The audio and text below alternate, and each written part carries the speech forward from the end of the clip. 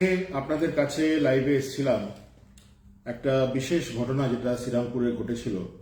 সেটা হলো যে 4 নম্বর ওয়ার্ডে মিডিয়ার মাধ্যমে আমরা জানতে পেরেছিলাম যে একটা বিল্ডিং এ ক্র্যাক এসছে। দেখুন, আমরা মিডিয়াকে বলি আমাদের সংবিধানের একটা স্তম্ভ।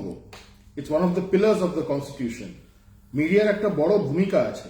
সেই ভূমিকাটা হচ্ছে যে মানুষের কাছে সঠিক তথ্য পাঠিয়ে দেওয়া যায়।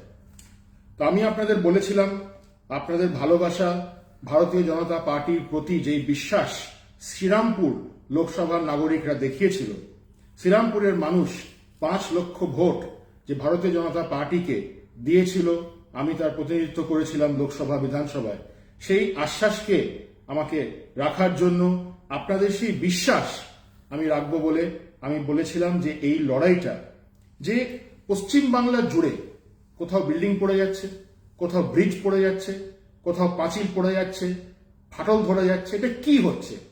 তার মানে বিল্ডার আর পৌরসভা হয়তো কোথাও একটা এমন করাপশনের নেক্সাস আছে যেখানে সাবস্ট্যান্ডার্ড মেটেরিয়াল সাপ্লাই হচ্ছে। 1, 2, আমরা শুনতে পারলাম যে শ্রীরামপুর 4 নম্বর ওয়ার্ডে, এটা নিউজে এলো, দ্বীপমহল বিল্ডিং এ একটা ফাটল ধরেছে। পৌরসভা কি কোনো স্টেটমেন্ট দিয়েছে? তারপর পৌরসভার দায়িত্ব হচ্ছে যাতে যেটা সিভিল দিকটা আছে, সিভিক দিকটা ঠিকভাবে হয়। আজকে ওই বিল্ডিং এ মানুষ থাকে, তাদের সেফটি সিকিউরিটির দায়িত্ব কে নেবে? দেখুন, বাড়ির ভেতরেও যদি একটা ছোট ক্র্যাক ধরে, সেই ক্র্যাকটা কিন্তু বেড়ে একটা অন্য দিকে যেতে পারে। সবকিছুই শুরু হয় একটা ক্র্যাক থেকে। কলকাতা শহরে গণেশ টকির ওখানে যখন ব্রিজটা পড়ে গেছিল, বহু দিন ধরে ওখানে আমরা দেখতাম যে ক্র্যাক ধরেছে। সরকার, পশ্চিমবঙ্গ সরকার সেই ক্র্যাক ঠিক করেনি, একটা ব্রিজটা পড়লো, দুর্ঘটনা ঘটলো।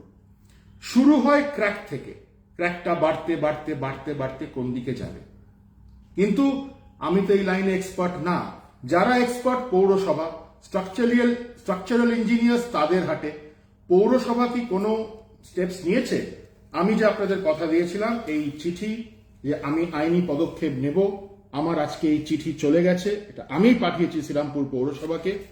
আমি যে এখানে ডিমান্ডগুলো করেছি, শ্রীরামপুর পৌরসভাকে একটা স্টেটমেন্ট দেওয়া উচিত ইমিডিয়েটলি যে হ্যাঁ, ওই বিল্ডিং যারা ওখানে বাসিন্দারা আছে, is it safe for them to stay in that building?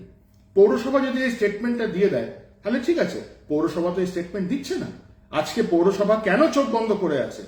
পৌরসভাকে তো বলতে হবে যে না, ওই জায়গায় হিউম্যান হ্যাবিটেশনের জন্য, মানুষ থাকার জন্য ঠিক আছে। পৌরসভাকে তো বলতে হবে যে এই যেটা ক্র্যাক ধরেছে, এই ক্র্যাকটা তো ভবিষ্যতে আরো বড় দিকে যাবে না। পৌরসভাকে তো এটাও বলতে হবে যে যে শ্রীরামপুরে যে অন্য বিল্ডিং গুলো আছে ওগুলো স্ট্রাকচারালি সেফ আছে। আর আমি কিছু পয়েন্ট দাবি করেছি, আমি কয়েকটা 4টে পয়েন্ট আমি দাবি করেছি পৌরসভার কাছে। 4টে পয়েন্ট দাবি করেছি যে নেসেসারি ওয়ার্নিংস পৌরসভাকে ইস্যু করতে হবে। একটা পুরো কম্প্রিহেন্সিভ সার্ভে বিল্ডিং গুলো, যাতে পরিষ্কারভাবে মানুষের সামনে চলে আসে যে না, এখানে থাকা যাবে, এখানে থাকলে কোনো রিস্ক নেই। তো আমি এই চিঠি আজকে দিয়েছি।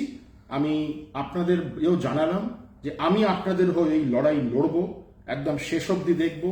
যদি 7 দিনের ভেতরে কোনো স্টেটমেন্ট না আসে, কোনো পদক্ষেপ পৌরসভার দিক থেকে না আসে, আমি আপনাদের কথা দিচ্ছি আমি কলকাতা হাইকোর্টে দ্বারস্থ হব কিংবা দিল্লি সুপ্রিম কোর্টে দ্বারস্থ হব, যাতে কেন্দ্রীয় তদন্তকারী সংস্থা দিয়ে এই যে নেক্সাস, ডেরিলিকশন, নেগলিজেন্স, ল্যাকোসাইডিক্যাল অ্যাটিটিউড শ্রীরামপুর পৌরসভার এবং ওখানে বিল্ডার পৌরসভার কি নেক্সাস আছে, কোথায় সাবস্ট্যান্ডার্ড মেটেরিয়াল ইউজ হচ্ছে, কোথায় করাপশন হচ্ছে, মানুষের প্রাণ নিয়ে কোথায় খেলা হচ্ছে, এটা ফাঁস করে ছাড়বো।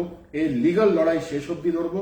আপনাদের এই কথা দিলাম, লড়াই শুরু করেছি তো শেষ অবধি লড়বো। ধন্যবাদ, নমস্কার।